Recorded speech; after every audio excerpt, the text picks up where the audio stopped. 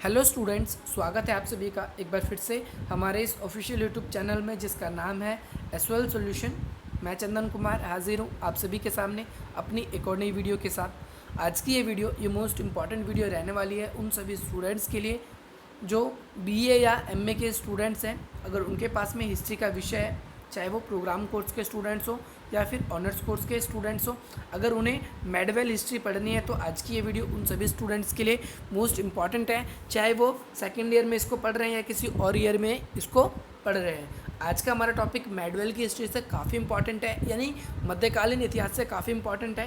ये एक ऐसा टॉपिक है, अगर आप अपने प्रीवियस ईयर का क्वेश्चन पेपर डाउनलोड करके देखते हैं तो आपको इल्तुतमिश के ऊपर कई बार क्वेश्चन देखने को अवश्य मिलेगा। सो ये गाइस, ये बहुत इंपॉर्टेंट क्वेश्चन है। इल्तुतमिश जो कि गुलाम वंश यानी अंग्रेजी में जिसे हम बोलते हैं स्लेव डायनेस्टी, इसका एक महत्वपूर्ण शासक था। इससे क्वेश्चन आपके एग्जाम में अवश्य पूछा जाता है। सो गाइज, आपसे क्वेश्चन किस किस तरीके से पूछा जाता है, सबसे पहले मैं आपको ये बता देता हूँ जो इल्तुतमिश कौन था और इल्तुतमिश के शासनकाल में किस प्रकार की समस्याएं आई। सबसे नंबर 1 क्वेश्चन ये पूछा जाएगा आपसे। नंबर 2 ये पूछा जाएगा आपसे इल्तुतमिश कौन था और इल्तुतमिश ने अपनी उन समस्याओं को किस प्रकार से हल किया, या इल्तुतमिश के द्वारा किए गए कार्यों का वर्णन कीजिए। ये क्वेश्चन भी आपसे आपके एग्जाम में पूछा जा सकता है। तो सबसे पहले कोई भी क्वेश्चन पूछे तो आपको इल्तुतमिश का प्रारंभिक जीवन अवश्य लिखना है, जो मैंने आप लोगों के लिए बिल्कुल छांट के लिखा है। इल्तुतमिश का जो पूरा नाम था वो था शमशुद्दीन इल्तुतमिश।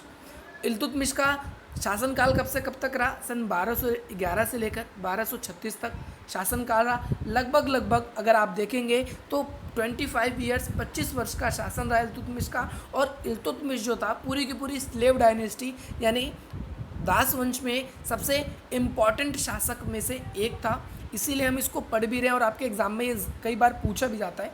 इल्तुतमिश जो था उसका जन्म एक इलबारी तुर्क परिवार में हुआ था, जैसे कि कुतुबुद्दीन ऐबक मैंने आपको पढ़ाया था, कुतुबुद्दीन ऐबक का भी था। कुतुबुद्दीन ऐबक भी इलबारी तुर्क था और इल्तुतमिश भी इलबारी तुर्क था। इल्तुतमिश जो था वो बचपन से ही बहुत ज़्यादा क्या था, गुणवान था, योग्य था और काफ़ी आकर्षक दिखता था। इसके कारण उसके भाई जो थे उससे ईर्ष्या करते थे, उससे जलते थे। एक दिन जब उसके मम्मी पापा वहाँ पर नहीं थे तो इल्तुतमिश के भाइयों ने ही उसको क्या किया, जमालुद्दीन नामक एक काजी को एक बेच दिया। किसको बेचा? जमालुद्दीन नामक एक काजी को बेच दिया। और उस काजी ने आगे चलकर इसे कुतुबुद्दीन ऐबक को बेच दिया। इस काजी ने ही, उस व्यापारी ने इसकी पूरी की पूरी शिक्षा दीक्षा करी, सैनिक प्रशासन, उसको सब कुछ सिखाया।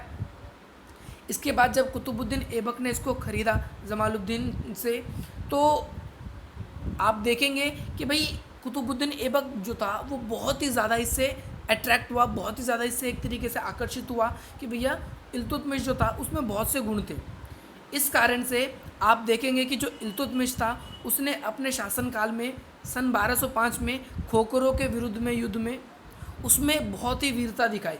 और वीरता का प्रदर्शन करने के बाद मोहम्मद गौरी ने आदेश दिया कुतुबुद्दीन ऐबक को कि आप इल्तुतमिश को उसके दासता से मुक्त कर दीजिए। वो एक वीर सैनिक है, उसे दास रहने का अधिकार नहीं है। इतने महान सैनिक को दास नहीं बनाया जा सकता। इस प्रकार से इल्तुतमिश को क्या कर दिया गया, मुक्त कर दिया गया। और मुक्त करने के बाद इल्तुतमिश को ग्वालियर का शासक यानी ग्वालियर का एक तरीके से आप देखेंगे कि इक़्तादार नियुक्त कर दिया। इक़्तादार ये भी एक इम्पॉर्टेंट कॉन्सेप्ट है आपके एग्जाम के पॉइंट ऑफ व्यू से। ये आपसे पूछा जाता है कई बार, इक़्ता प्रणाली क्या थी। तो इक़्ता प्रणाली के बारे में हम अलग से वीडियो में पढ़ेंगे। आप अभी ये समझेंगे कि एक सामंत, एक गवर्नर टाइप का सबसे पहले ग्वालियर का गवर्नर इल्तुतमिश को बनाया गया। और इसके बाद बरन नाम की जगह है, कौन सी? बरन नाम की, इस जगह का गवर्नर इल्तुतमिश को बनाया गया। जब कुतुबुद्दीन ऐबक ने उसकी योग्यता देखी तो उसने अपनी पुत्री की शादी ही इल्तुतमिश से कर दी। यानी आप देख सकते हैं कि कुतुबुद्दीन ऐबक जो था वो अपने ही गुलाम से इतना ज़्यादा इंस्पायर हो गया कि उसने इल्तुतमिश को अपना दामाद बना लिया, इल्तुतमिश से ही अपनी पुत्री की शादी करवा दी।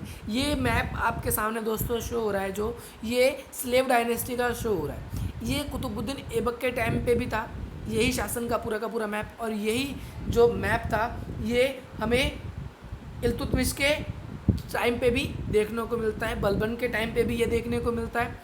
ओके गाइस, तो अगर आपको कोई भी प्रॉब्लम हो रही है तो आप मुझे कमेंट करके अवश्य बताएंगे, और इसके अलावा आपको वीडियो कैसी लग रही है उसके लिए भी आप मुझे कमेंट करके अवश्य बताएंगे। ये दिल्ली है, यहाँ से इल्तुतमिश का शासन हुआ करता था। अगर आप दिल्ली में उनकी कब्र भी देखना चाहते हैं तो इल्तुतमिश की कब्र आप कुतुब मीनार में आसानी से देख सकते हैं, वहाँ पर आपको देखने को मिल जाएगी। जब कुतुबुद्दीन ऐबक की पोलो खेलते हुए मृत्यु हो गई थी, मैंने आपको पिछली वीडियो में बताया था, जब कुतुबुद्दीन ऐबक के बारे में पढ़ाया था, तो कुतुबुद्दीन ऐबक की जब मृत्यु हो गई तो भाई नागरिकों ने देखा कि भाई उसका पुत्र था आराम शाह, कुतुबुद्दीन ऐबक का जिसका नाम था आराम शाह, वो बहुत ही ज़्यादा विलासी था, वो बहुत ही ज़्यादा ऐश मौज में रहता था, उससे शासन प्रशासन से मतलब ही नहीं था, लेकिन उसे शासक बना दिया गया। मैंने आपको बताया सन 1210 में जो कुतुबुद्दीन ऐबक है उसकी मृत्यु हुई और 1211 में बना इल्तुतमिश। तो ये 1 साल का जो गैप रह गया, इस बीच में आराम शाह शासक था। आराम शाह अच्छे से शासन नहीं कर पा रहा था, इसके कारण आराम शाह को शासन से हटा दिया गया और दिल्ली के नागरिकों ने और अधिकारों ने काजियों की सहायता से या उसके परामर्श से भी कुतुबुद्दीन ऐबक को दिल्ली का सुल्तान बनाने के लिए आमंत्रित किया और उसे कहा गया। इस प्रकार से भाई जो कुतुबुद्दीन ऐबक है उसको बुलाया गया और उसका राज्यारोहण कर दिया गया। अब इसमें आपको क्या ध्यान रखना है दोस्तों, कई बार आपको आंसर लिखना है तो ऐसे आपको पॉइंट्स हमेशा याद लिखने होंगे और उसे लिखने होंगे। जैसे डॉक्टर R.P. त्रिपाठी, इन्होंने बताया कि भाई इल्तुतमिश जो था वो शासन पे इसलिए बैठ पाया। देखो, एक बात तो वो गुलाम था, कौन गुलाम को शासक बनाता है, कोई नहीं बनाता, लेकिन वो क्या था, वो सबसे बड़ी बात वो योग्य था। दूसरी बात आपको ध्यान रखना है वो शक्तिशाली था। नंबर तीसरी बात आपको ये ध्यान रखनी है कि भाई जनता ने खुद निर्वाचन करा था। उसका निर्वाचन करने का मतलब क्या होता है, जनता ने इल्तुतमिश को खुद चुना था। इसके बाद में खलीफा से भी उसको मान्यता मिल गई थी, यानी खलीफा जो कि एक ऐसा धार्मिक गुरु होता है जो पूरे इस्लाम में सबसे सर्वोच्च माना जाता है। ये मैंने आपको अपनी प्रीवियस वीडियोस में बताया गया। तो अब हम बात करेंगे उन पॉइंट्स की जो इल्तुतमिश के शासन के काल में समस्याओं के रूप में उभर के आई। अब ये पहला क्वेश्चन आपका ये स्टार्ट हो गया है, क्योंकि आपको प्रारंभिक जीवन तो हर क्वेश्चन में लिखना है। अब हम बात करेंगे कि क्या क्या कठिनाई आई। सबसे पहला कठिनाई आई विभाजित साम्राज्य। विभाजित साम्राज्य का मतलब क्या होता है, साम्राज्य जो था इल्तुतमिश के टाइम पे अगर आप देखेंगे वो थोड़ा सा बट गया था। अब कैसे बट गया था आप ये सोचेंगे, ये देखो दोस्तों, ये पूरा का पूरा मैप है, ये इल्तुतमिश के टाइम पे भी था, लेकिन इसमें कई सारी प्रॉब्लम हो गई थी। बंगाल इधर से कट गया था उसके शासन में, इधर से आपका ये एल्दोज वगैरह ये कट गया, ये मुल्तान कट गया, सिर्फ ये पार्ट बच गया था, सिर्फ ये पार्ट दिल्ली और इसके नज़दीक का एकदम ये पार्ट मैं आपको अभी शो कर देता हूँ, उसमें लिखा हुआ सिर्फ ये पार्ट इल्तुतमिश के पास बट गया था, बाकी सारा साम्राज्य था वो विभाजित हो गया था। क्यों विभाजित हुआ था मैं आपको बता देता हूँ। जब कुतुबुद्दीन ऐबक मर गया तो उसके 4 भागों में उसकी पूरी की पूरी सल्तनत, उसकी पूरी का पूरा जो साम्राज्य था वो विभाजित हो गया। लाहौर के शासक उन्होंने कह दिया कि भैया हम अलग शासक हैं। जो अली मर्दान था वो बंगाल का शासक था, उसने अपनी स्वतंत्रता की अलग घोषणा कर दी। कुबाचा जो था उसने मुल्तान पर कब्जा कर लिया। जो कुतुबुद्दीन ऐबक था उसने गजनी पर कब्जा कर लिया। इसी प्रकार से सिर्फ और सिर्फ अगर आप देखेंगे तो इल्तुतमिश के पास में बिटिंडा और सरस्वती नदी के आसपास और साथ ही साथ आप वाराणसी और दिल्ली के आस पड़ोस के जो क्षेत्र हैं, सिर्फ इन प्रदेश पे ही इल्तुतमिश का कंट्रोल रहता है। जो वो थे, क्या नाम है,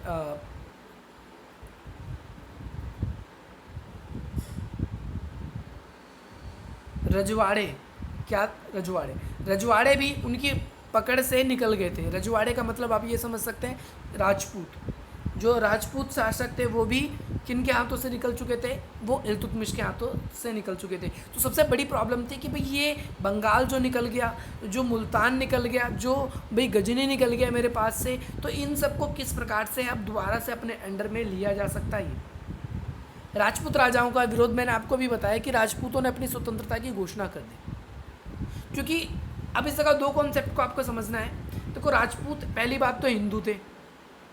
दूसरी बात आपको क्या ध्यान रखनी है कि भाई जो इल्तुतमिश था या जो गुलाम वंश के जितने भी शासक थे वो सारे के सारे मुस्लिम थे, इस्लामी। भाई राजपूत राजाओं ने कभी भी इनको अपना शासक माना ही नहीं। उन्होंने हमेशा संघर्ष किया इनसे और हमेशा जब भी उन्हें अवसर मिलता लाभ उठाने की पूरी कोशिश करते, वो हमेशा अपनी स्वतंत्रता की मांग करते थे। इसमें जालौर, रणथंभौर, अजमेर, ग्वालियर, बयाना, दोआब यहाँ के शासक जो थे वो बिल्कुल ही उन्होंने विद्रोह कर दिया था। इसके अलावा अगर आप देखेंगे सिर्फ दिल्ली के पास में वाराणसी और पूर्व में बदायूं, ये कुछ प्रदेश हैं ये बच गए थे, बाकी सारे के सारे प्रदेश जो थे वो निकल गए थे। अगर आपको अब ये जानना है कि भाई ये कौन कौन से प्रदेश थे राजपूत राजाओं के, तो ये राजपूत राजाओं का ही मैप है, वो उस टाइम का जो गुलाम वंश के टाइम पे एक समय पर हुआ करता था। ये अलग से जो येलो कलर का हाईलाइट हो रहा है ये इसी चीज़ का हाइट हो रहा है। इसके बाद अगली समस्या एलदोज की समस्या है। एलदोज ने क्या किया, ना केवल गजनी पर अपना कंट्रोल कर लिया, बल्कि एलदोज ने डायरेक्टली दिल्ली पे भी अपना दावा कर दिया कि भाई ये जो दिल्ली है ये दिल्ली मेरी है।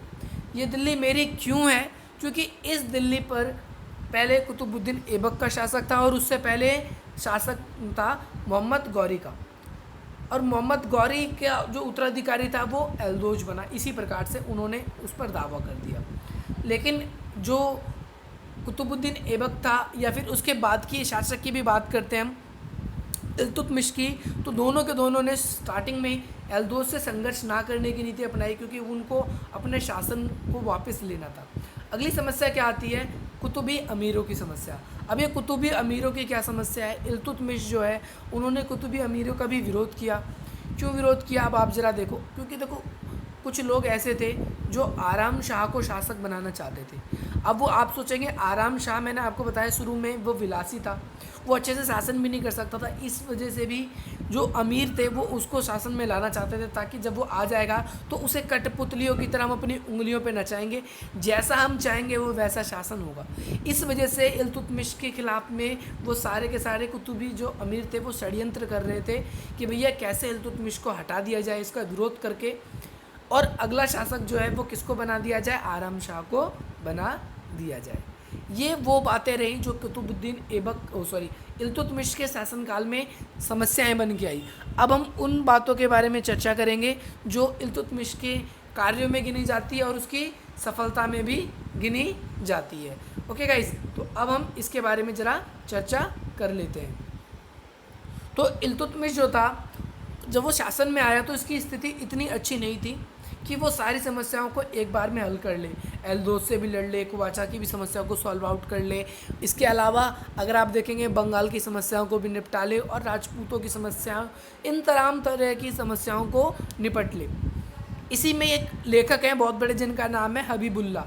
हबीबुल्ला जी क्या कहते हैं, उनका कहना है कि जो सुल्तान जो था वो ऐसी स्थिति में नहीं था कि वो अपनी भूमिका निभाकर सारे प्रदेशों को ले ले। इसीलिए उसने क्या किया कि भाई सार्वभौमिक शासक बनने की घोषणा नहीं करी। सार्वभौमिक शासक का मतलब है सभी प्रदेशों पर अपने दावे नहीं किए। क्यों दावे नहीं किए, क्योंकि भैया उसे पता था अगर मैंने दावा किया तो ये जो प्रदेश है जो मेरे पास अभी है, शायद ये प्रदेश भी मेरे हाथ से चला ना जाए। ओके गाइस, तो इसी प्रकार से उसने सभी से समझौते करने की और बुद्धिमानिता से काम करने की कोशिश की। आई होप आपको ये समझ में आ गया। सबसे पहली सफलता क्या है, सबसे पहली सफलता है 40 गुलाम सरदारों के गुट का संगठन। ये 40 गुलाम सरदारों का संगठन का मतलब क्या है, आपको इसको कैसे समझना है। इल्तुतमिश ने अपने शासनकाल में 40 ऐसे बेहतरीन सैनिक तैयार करे, 40 ऐसे बेहतरीन दास तैयार करे जो किस नाम से जाने गए, तुर्कान ए चिहालगानी। किस नाम से जाने गए, ध्यान रखना आपको ये सब नाम, तुर्कान ए चिहालगानी।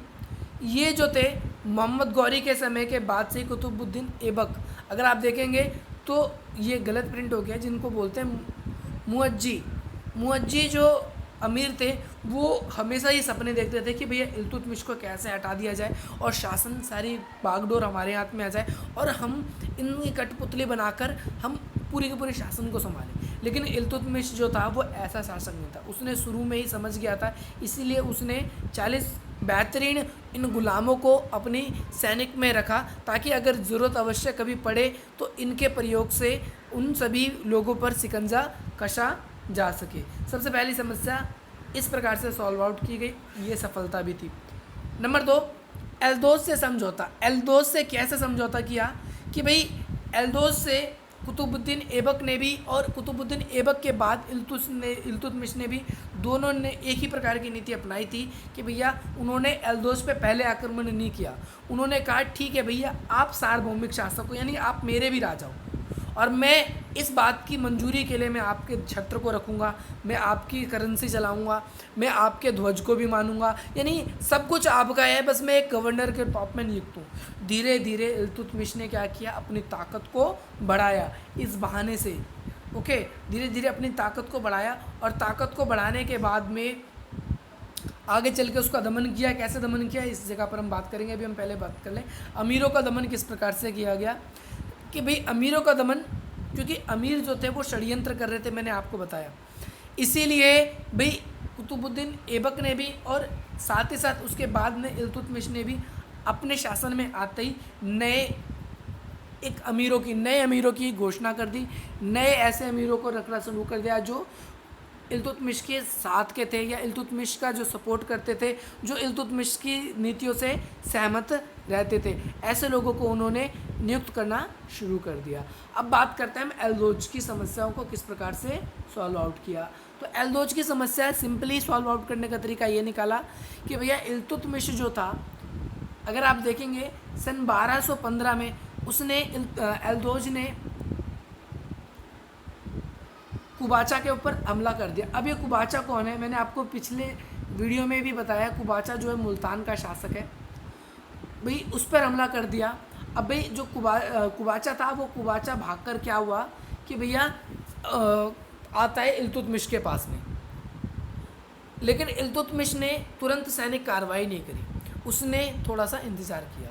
कैसे इंतज़ार किया, इससे पहले मैंने आपको फर्स्ट पार्ट में जब ये भी बताया था, फर्स्ट पार्ट का मतलब है ऐबक के बारे में, जब मैंने आपको पढ़ाया था तो उसमें बताया था कि भाई एक व्यक्ति था जिनका नाम था ख्वारिज़म की शाह की इच्छा, जब मैंने आपको पढ़ाई थी।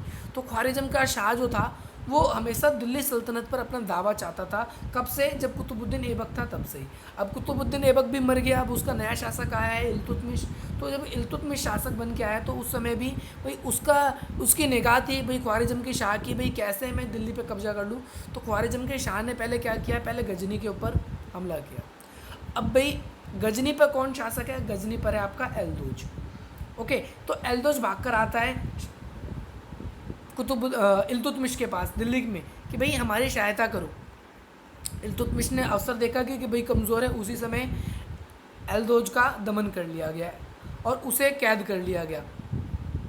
कैद करने के बाद उसे बंदी बनाकर बदायूं के किले में भेज दिया गया। वहाँ पर एल्दोज की मृत्यु हो गई, और इस तरीके से एल्दोज की जो समस्या थी वो पूरी की पूरी एल्दोज की समस्या का सॉल्व आउट कर लिया गया।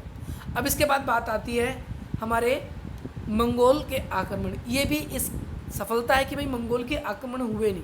अब इसको किस प्रकार से रोका गया मैं आपको बता देता हूँ कि भाई सन 1220 में मंगोल जो है वो उस समय बहुत ही ज़्यादा ताकतवर थे। उस समय चंगेज़ खान के नेतृत्व में ख्वारिज़म के स्थान को, ख्वारिज़म एक देश है, उसको तहस नहस कर दिया गया। मैं आपको बता देता हूँ पहली बात मंगोल के बारे में।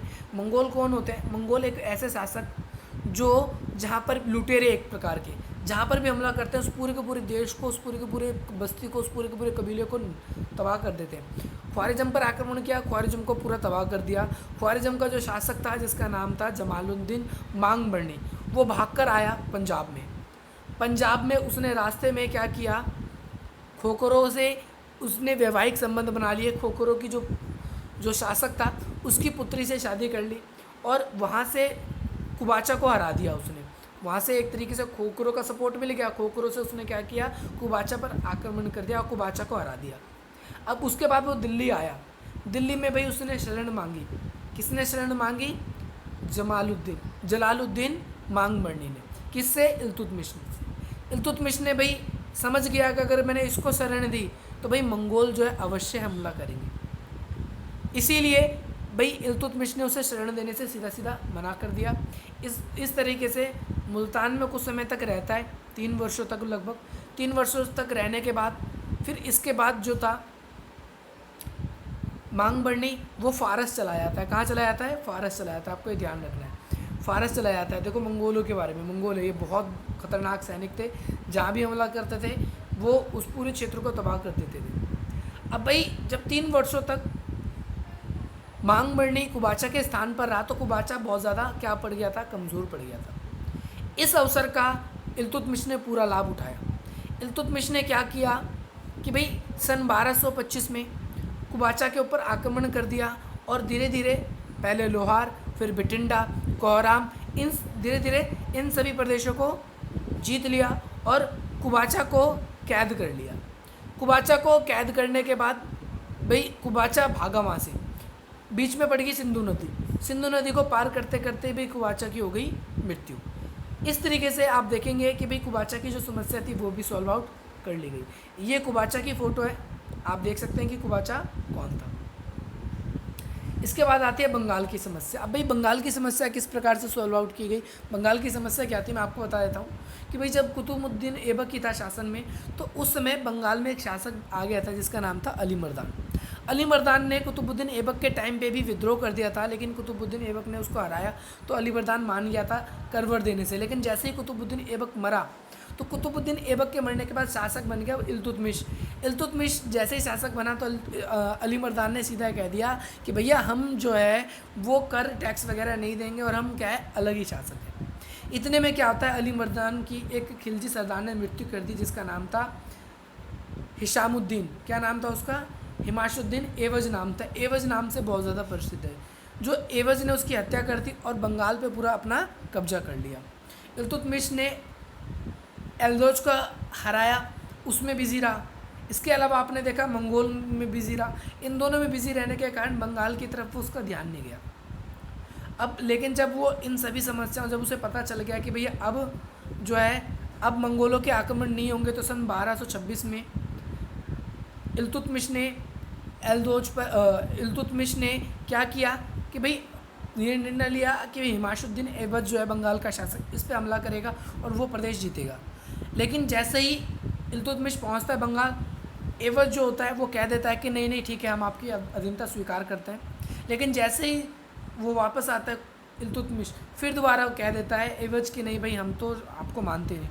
इसके बाद इल्तुतमिश ने अपने पुत्र को बंगाल भेजा और उसके पुत्र ने बंगाल के शासक ऐबक से यानी हिमाशुद्दीन ऐबक से युद्ध किया और युद्ध करने के बाद उसे हरा दिया। हराने के बाद एक तरीके से बंगाल की जो समस्या थी वो समस्या भी सॉल्व आउट हो गई। अब आप देखेंगे ये फ़ोटो है अली मर्दान की। आई होप आपको समझ में आ गई होगी। आशा करता हूँ दोस्तों आपको आज की इस वीडियो से काफ़ी ज़्यादा लाभ मिला होगा।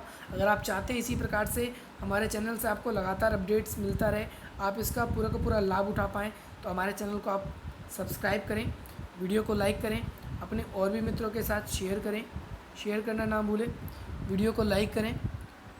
ओके गाइस, और मुझे कमेंट करके अवश्य बताएं कि वीडियो कैसे लगी, ताकि मैं नेक्स्ट वीडियो आप लोगों के लिए अवश्य और जल्द से जल्द बनाने का प्रयास कर सकूं। तो मिलते हैं दोस्तों अपनी अगली वीडियो में। जय हिंद, जय भारत।